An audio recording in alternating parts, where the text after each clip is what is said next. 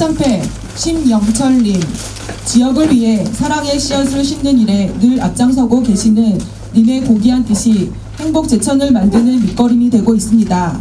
님의 아름다운 정성이 영원히 지지 않는 꽃으로 피어나도록 제천 시민 모두의 마음을 담아 모범 시민으로 표창합니다.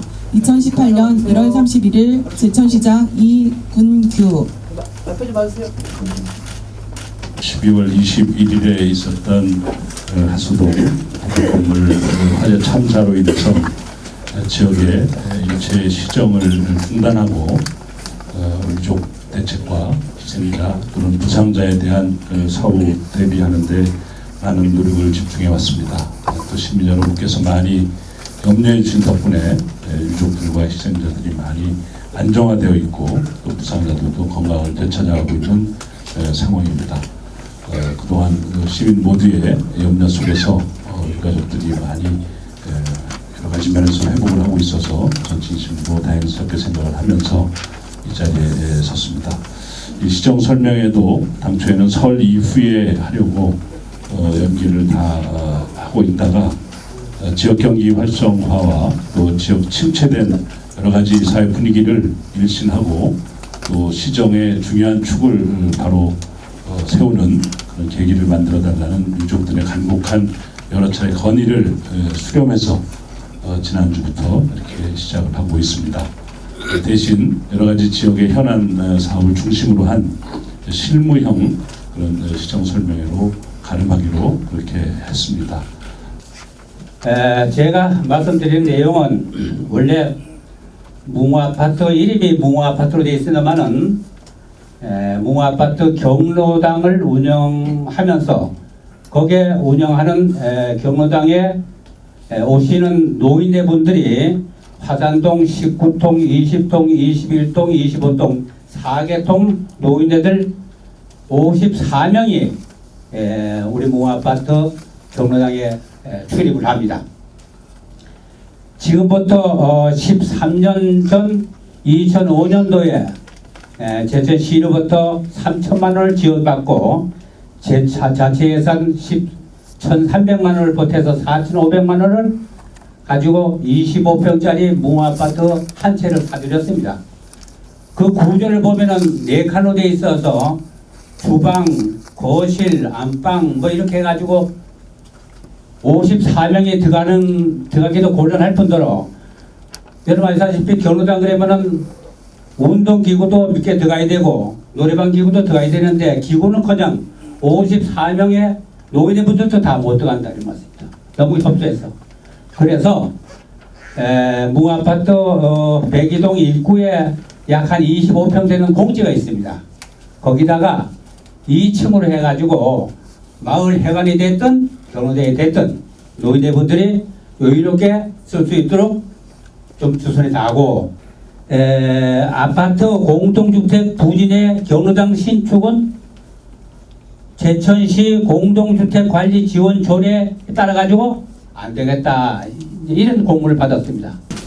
이 경로당에 이제 우리 다 여기 부모님들 관계되는 일이잖아요. 그래서 잠깐 설명을 드리자면 이 경로당에 과거에는 운영비를 그냥 이렇게 다 지원해드렸어요. 예를 들어 한 20만 원, 30만 원 이렇게 지원해드렸더니 우리 어르신들이 얼마나 알뜰하고 살뜰하시냐면 전기세하고 난방비를 줄여서 그다음에 모아서 여행도 가고 또 이렇게 그 살림살이하는데 보태세요. 얼마나 눈물나게 절약을 하십니까? 그런데 혹한이 오고 요번처럼 굉장히 춥고 또 여름처럼 굉장히 뜨거울 때 에어컨도 안 켜고 난방도 안 켜고 덜덜덜 떨면서 계시다 감기 걸리세요. 감기 몸살 걸려서 또 굉장히 건강에 위험하게 되는 경우가 많이 발생을 합니다. 전국적으로. 그래서 정부에서 경로당의 노인 지원 자금은 단순하게 어르신 지원이 아니라 물론 효심에 대한 것도 있지만 복지 예산이다. 그런 뜻에서 난방과 그다음에 냉방은 우리 뭐 젊은 사람들이야 좀 추우면은 또 들고 뛰면서 열을 내면 되지만 어르신들은 그게 곧 건강과 생명과 연결된 난방이다. 이런 뜻에서 마음 놓고 다 떼시라고 다 쓰시라고 난방비를 별도로 드린 거예요. 그리고 전기도 마찬가지로 에어컨을 마음 놓고 쓰셔서 전기 걱정하지 말고 다 시원하게 지내시라. 그게 건강하게 잘 지내시는 그런 이치다 해서 별도로 전기세로 다른 통장으로 다 드린 거예요. 그럼 그 이제 시나 도나 또 정부에서는 그걸 다 쓰라고 그렇게 해드렸는데 이 어르신들은 또 알뜰하게 여전해요. 그래서 그 통장에도 다 안 쓰고 남겨놔. 남겨놓으면 어떻게 해야 돼요? 그건 국고이기 때문에 1원이 남아있어도 1원도 반납해야 돼요. 1원을 들고 시청까지 와서 반납을 해야 돼요. 아니 뭐 물론 통장으로 반납은 되지만, 그러니까 지금 말씀드린 건 다 쓰셔라 이런 뜻이에요. 이해하셨어요? 다 쓰시고, 그런데 저희 시에서 작년도에 그 다 쓰는 제도를 이제 도입하다 보니까 그러면 또 운영비가 또 좀 줄어들까 싶어서 운영비를 인상했습니다. 작년도에. 그래서 경로당의 운영비는 일단 인상해 놓고, 그리고 난방비와 냉방비를 별도로 드렸는데도 작년에 보니까 역시 그 아끼는 바람에 남은 분들이 있어요. 작게는 10,000원, 20,000원, 뭐 1년치 따지면 또 10만 원이 넘는 데도 있죠. 이걸 반납하려니까 뭐 돈이 아까운 게 아니라 번거로우신 거예요. 회계하는 분들이 남은 돈 정산하고 뭐 회계 처리하니까 얼마나 귀찮으세요. 그래서 이거를 좋은 점은 살리고 좀 문제 있는 것은 해결하자, 이런 의견을 지금 모으고 있습니다. 그래서 지금 제가 결정된 건 아니지만 제가 아주 이제 정부하고도 협의하겠습니다만은, 전기세는 어차피 어르신들이 내나 뭐 시에서 내나 동사무소에서 통괄적으로 내나 부서에서 내나 똑같으니까 그건 한전에다 직접 내는 방법을 찾자. 그러면 어르신들은 구태여 뭐 예산 받고 쓰고 이럴 필요 없이 그냥 쓰는 만큼 쓰시니까. 그렇다고 해서 뭐 아무도 없는데 하루 종일 에어컨 켜놓는 분들이 아니시잖아요. 그래서 전기세는 한전에다 직접 그 국가가 혹은 지방자치단체에서 정산할 수 있는 방법을 찾자, 이렇게 생각을 해보고 있습니다. 그래서 냉난방비를 직접 관리해 드리는 걸로 한번 바꿔보자, 이런 지금 제가 안을 가지고 있는 겁니다. 결정된 건 아니고요. 그렇게 하면은 아무 불편 없으시죠? 네, 그렇게 한번 의견을 모아보도록 하겠습니다. 그다음에 두 번째로는 아까 그 무궁화 아파트 문제를 그 직능단체 우리 아까 통장회장님 또 주민자치위원장들 비롯한 분들이 저한테 얘기를 하시더라고요. 권영수 전 교님이 모자 쓰고 와서 벼르고 계실 거다. 그래서 제가 그래도 모자 진짜 쓰고 오셨네. 네, 그래서 제가 여기 일찍 가봤습니다. 무궁화 아파트 가서 저 입주자 대표도 만나고 관리소장도 만나고 다 둘러봤어요. 그래서 현재 지금 말씀하신 그 102동 그 앞에 있는 그 건물도 가보고, 그리고 101동에 있는 가스 그 철거한데 그 공터도 가봤어요. 다 둘러봤는데 우선 현재 그 공터 취지만 봤을 때는 가스 철거한 데는 안 맞겠더라고요. 거기는 왜냐하면 뒤에 옆에 옹벽이 있어서 옹벽에다 건물 지면 옆에 주택이 또 위험하기 때문에 못 짓습니다. 거기는. 그래서 거기는 그냥 운동시설과 또 휴게진 공간처럼 지금 해놨더라고요. 거기다 운동시설 좀 해드려서 날 추울 때는 힘들지만 이제 여름 가을철에는 할 수 있게 이렇게 좀 해드리면 우선 좀 편리하게 쓸 수는 있겠고요. 그 다음에 그 위쪽에 그 백이동 앞에 있는 그 관리실은 안 써도 된다고 그러더라고요. 관리실한테 사실상 별로 안 써도 된다. 그럼 거기가 지금 현재 평수를 따지면 25평 되는데 실제로 그것이 이제 건폐율에 적용을 받는지, 아파트 지을 때 건폐율이라는 게 있잖아요. 기본적인 법적 절차가 어떤지 한번 점검해 보고요. 그리고서 거기다가 만약에 가능하다면 2층으로 져서 1층은 경로당을 쓰고 2층은 체육과 뭐 이렇게 공동으로 쓸 수 있는 공간을 만들면 그나마 괜찮겠다. 위치는 거기가 더 나 보여요. 남보기도 번듯하고.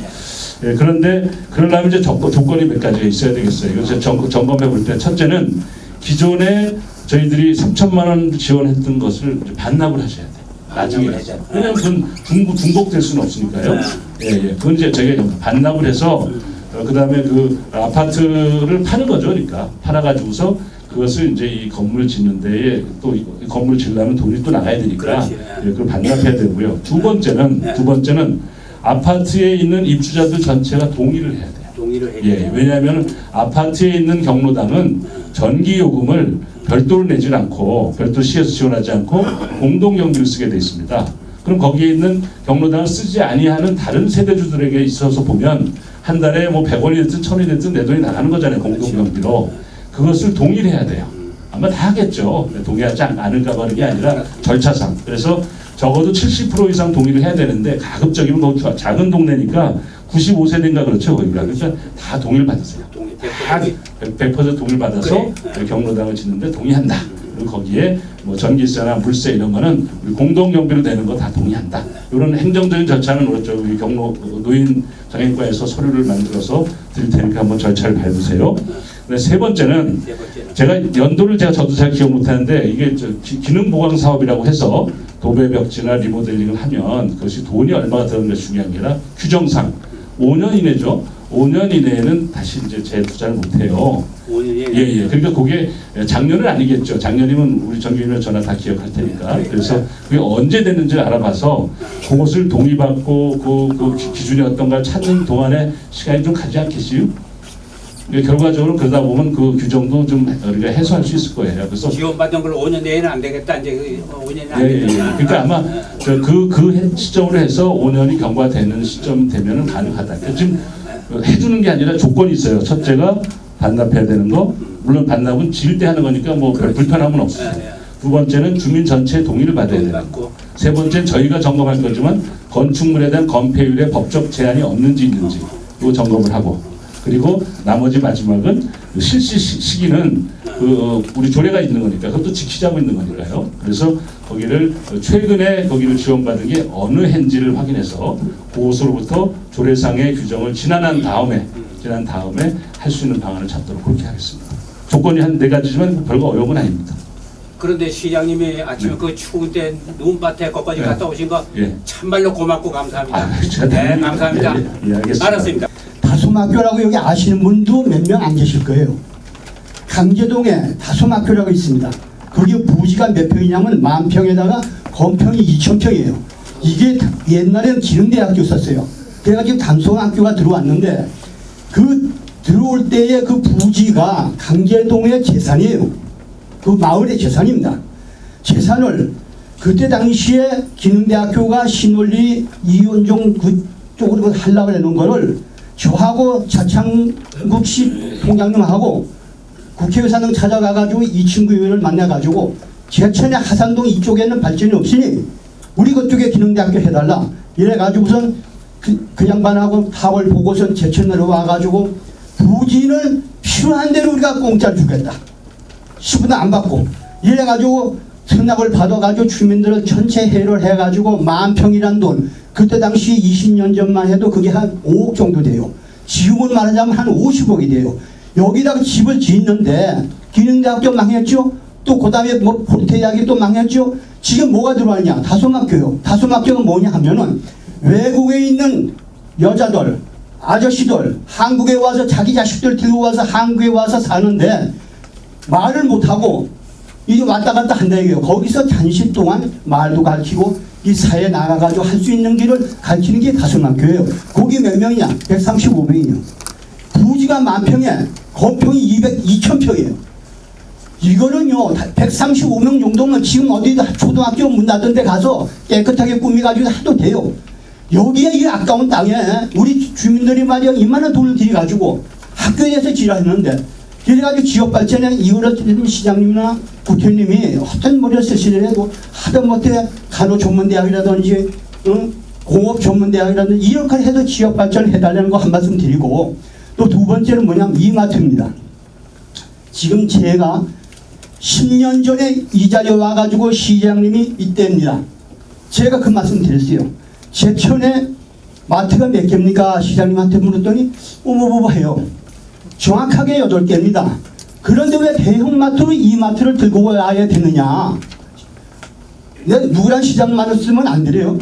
이마트를 왜 들고 와야 되느냐? 그랬더니 이 양반 하신 말씀이 원주에도 이마트를 했기 때문에 제천 시민들이 전부 거기서 사가지고 왔기 때문에 이마트를 해야 된다. 그때 원주에서 또 버스로 출퇴근을 했어요. 이마트가 그때 당시에 18억 정도의 인구 아니면은 마트 허가가 없었어요. 그때 어느 분이 이 마트를 갖다가 추진해가지고 했습니다. 지금 제천 시민 보세요. 이 마트가 그때 당시에 하루에 4억에서 5억씩 팔았어요. 그러면 제천 시민 돈을 청소기를 빨아들이는 게 돈을. 저녁만 되면 서울로 가는 거예요. 지금 거리 한번 나가보세요. 점포가 다 있습니다. 그리고 또 옛날 점포하던 분들 전부 다 떠났어요. 그래서 인파 추는 거예요. 지금 이마트에 점포가 몇 개인지 아십니까? 3,500개에서 4,000개예요. 4,000명이 먹을 수 있는 제천 시민들이 다 뺏겼다 이거예요. 앞으로 어떻게 하겠습니까? 이래서 지도자라는 게 얼마나 중요하다는 걸 말씀드리는 겁니다. 그리고 혁신도시도 그래요. 혁신도시도 제천에 그때 당시에 이강재 씨, 유인택 씨가 제천이 없었어요. 충청부터도 없었어요. 달라 해가지고 노무현 대통령이 알았다. 그래서 제천에 주기로 해가지고 제천시에 왔었어요. 와가지고 제천 깜짝 놀랄 겁니다. 이러는 바람에 서울에 있는 돈이 제천이 다 나눠왔어요. 그러면은 혁신 도시니 그때 당시에 어느 시장인지 어느 도지사인지 어느 시의원이든지 제천 시민들을 버스에다가 수십 대를 싣고 도청에 가서 제천 혁신도 달라. 여기 주기로 했는데 안 주느냐. 이랬으면 그때 가져왔어요. 그러면 돈을 따져봅시다. 그때 당시에 100조 원이 다 제천이 전체 땅값이 지금 그게 들어왔다 한번 해봐요. 200조입니다. 200조. 인구가 얼마 됩니까? 지금 14만요? 그게 들어왔으면 20만 명입니다. 자극자극이 돼요. 이래서 정치라는 게 지도자라는 게 아주 훌륭하다는 겁니다. 그리고 또 한번 말씀 더 이왕 드리는 김에 더 드리는 건데 화물 주차장도 있어요. 지금요 강전 일대에 세미트 공장 가까워가지고요 중장기 화물 주차장 거리마다 다 대놨어요. 이러면은 시에서 화물 주차장 지금 강전이 말이야 지금 뭐 군사 시설 거기 묵혔다는 걸 풀어줬다는데 한 10,000평 정도 사가지고 거기다 화물 주차장 만들고 한 달 되는데 딴 데는 7만 원, 8만 원 받는 거 5만 원 받아가지고 5만 원만 해도 300돈, 355, 1,500만 원이요. 거기 시세난 돈이 이자가 나오기도 남아요. 이거는 뭘로 쓰셔야지 거리마다 댕겨보세요. 진짜 거리마다 댕겨보시면 저쪽에 전부 화물 주차장이에요. 다만 이제 이마트나 이런 것이 들어오는 것이 좋으냐 안 좋으냐 이런 논란은 시민들과 합의를 해서 진행을 하는 것이 더 좋았을 것 같다 이런 생각은 지난 일이지만 해봅니다. 그리고 그런 것이 들어올 때는 충주나 청주처럼 복합 터미널을 같이 해서 만약에 이제 그게 꼭 와야 된다면 복합 터미널을 해서 인근 지역에 있는 시외버스나 고속버스가 함께 몰릴 수 있는 그런 그 공용 터미널을 같이 하는 것이 또 도시 발전에 도움이 되는 거다라고 일반적으로 생각하고 있습니다. 저도 거기에 동감하고요. 그렇게 됐으면 고속버스 터미널이나 시외버스 터미널이 이마트와 그 복합 터미널로 만약에 만들어지게 되면 그럼 인근 지역에 있는 또는 서울이나 다른 데서 오는 모든 고속버스도 연계돼서 함께 발전할 수 있는 계기도 될 수 있었지 않았을까 하는 아쉬움이 있습니다. 지나간 일이라서 길게 말씀드리진 않겠습니다. 혁신도시 문제는 조금 이제 우리가 이거 정리할 부분이 하나 있어서 혹시라도 이게 다른 뜻으로 이게 저는 사실관계만 한두 가지 바로 정리해 드리겠습니다. 혁신도시를 제천에 오지 못한 이유 가장 핵심은 물론 시민들이 단합을 하고 또 많은 그 당시에 정치 일선에 노력을 해서 충청북도의 혁신도시가 다시 살아난 것은 잘된 일입니다. 그런데 여러 가지 불운한 것이 하나가 원주가 혁신도시가 지정이 되는 바람에 원주는 지금 아까 말씀 중에서 있었지만 이광재 도지사가 아마 있었던 것 같은데 이광재 씨가 이제 원주의 혁신도시를 두다 보니까 결국은 혁신도시가 인접해서 있는 것은 곤란하다. 결국은 이 혁신도시는 지역 균형 발전 차원에서 노무현 대통령께서 만든 하나의 국가 정책인데 바로 붙어 있는 그런 도시에 둘 수가 없다 해서 제천, 충주, 단양, 음성 다 빠지고 좀 멀리가 있는 진천 쪽으로 간 걸로 그렇게 아쉬움을 갖고 있습니다. 물론 그것도 더 뛰어넘어야 되지 않았느냐 하는 아쉬움은 저도 동감을 합니다만 현실은 그랬었다는 걸 참고로 말씀드려서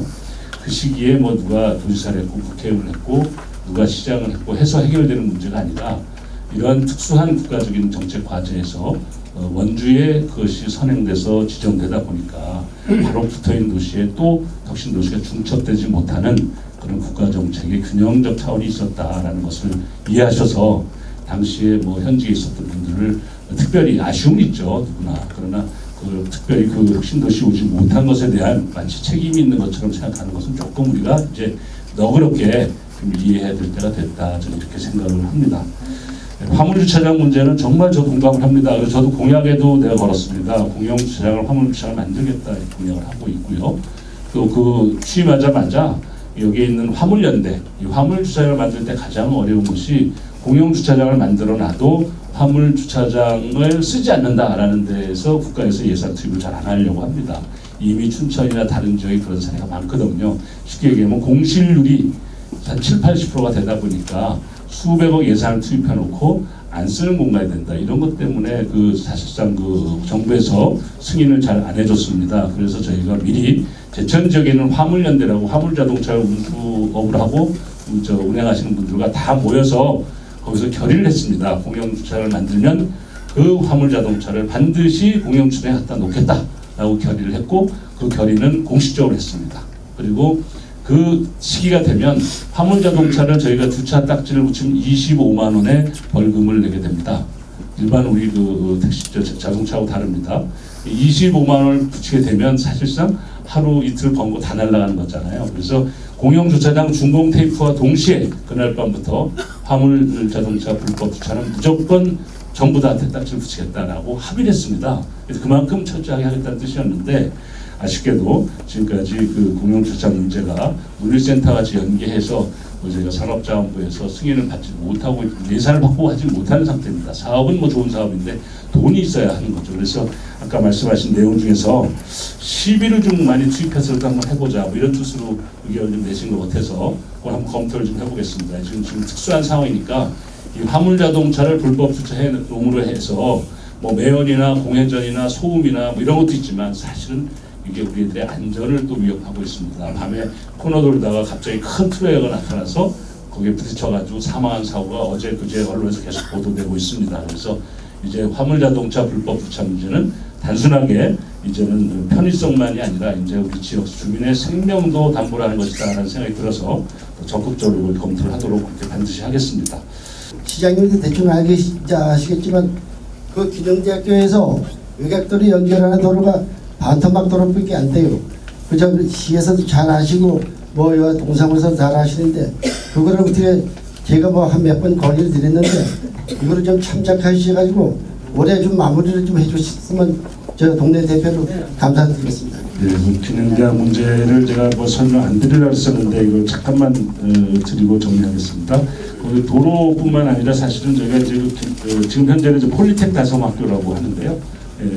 고용노동부 산하에 있는 것이고 거기에 뭐 학생 수가 많으냐 적으냐 하는 것도 중요하지만 우리나라의 아주 상징적인 이제 우리가 글로벌 시대를 살고 우리 다문화 가정이 많이 들어와서 살기 때문에 거기에 대한 상징적인 국가 차원의 이런 국제적 서비스다 이렇게 생각하시고 좀 너그럽게 봐주셔야 될 부분은 있습니다.